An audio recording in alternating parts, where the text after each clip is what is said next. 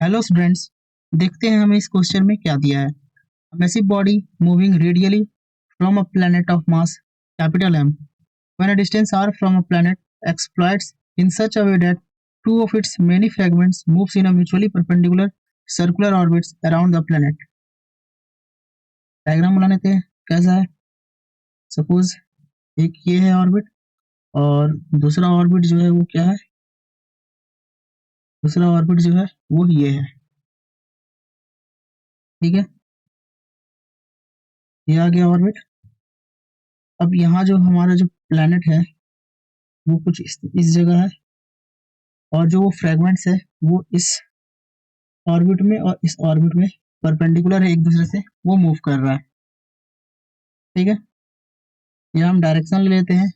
ये जो मेरा डायरेक्शन है ये ऊपर की, ये जो है इधर एक्स है, ये वाई है और ये जेड है। फर्स्ट थिंग जो है फाइंड करना है वो क्या फाइंड करना है? Maximum distance between the fragments. तो अगर कोई पार्टिकल इसमें और इसमें मूव करेगा तो मैक्सिमम डिस्टेंस कब होगा?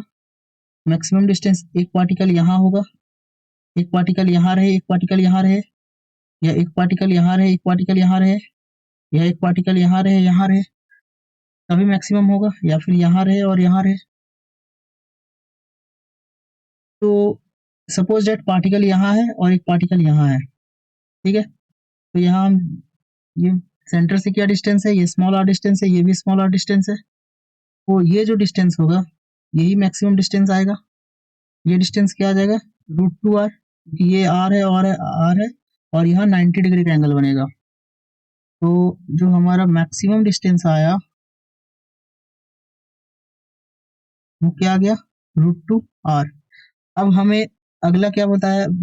यहाँ हमें क्या निकालना है? Relative speed at a moment when they collide. तो जब भी कोई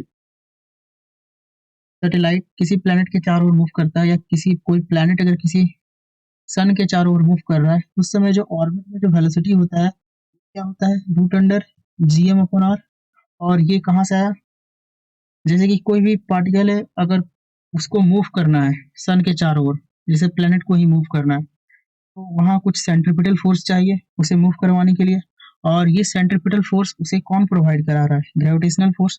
तो हम ग्रेविटेशनल फोर्स को सेंट्रीपिटल फोर्स के इक्वल कर देंगे, डेट इज mv²/r को इक्वल कर देंगे Gmm/r² से। तो वहां से जो है ये वेलोसिटी का हमारा फॉर्मूला आ जाएगा।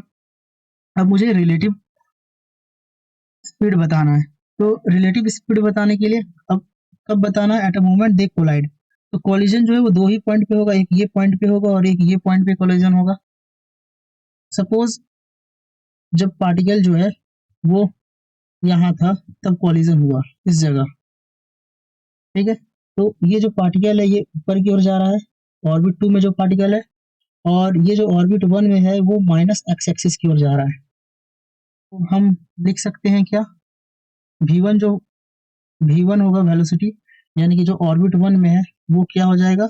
v, और वो -i कैप, एंड v2 जो होगा वो क्या हो जाएगा? v, और ये j कैप, ये होगा v। ये किस डायरेक्शन में जा रहा है? जेड डायरेक्शन में जा रहा है, तो ये k कैप हो जाएगा, सॉरी ये k कैप हो जाएगा v2, क्योंकि वो जेड डायरेक्शन में जा रहा है। अब हमें क्या करना है? हमें रिलेटिव निकालना है। तो v रिलेटिव वो क्या हो जाएगा? v2 माइनस v1, और ये v2 माइनस v1 को हम क्या लिख सकते हैं? v k cap minus minus plus v i cap, ये हो जाएगा। अब हमें स्पीड चाहिए तो हम इसका जो है वो मॉड ले लेंगे। तो मॉड लेंगे तो ये क्या हो जाएगा? v² प्लस v², यानी कि √2v, और √2v, v का वैल्यू मुझे पता है वो क्या है? √2 Gm/r, यानी कि ये क्या आ गया? √2, ये आ गया, ये हम इधर से लिख लेते हैं। ये हमारा क्या आ गया? v equals to √2 Gm/r। ये हमारा रिलेटिव स्पीड आ गया at a moment when they collide.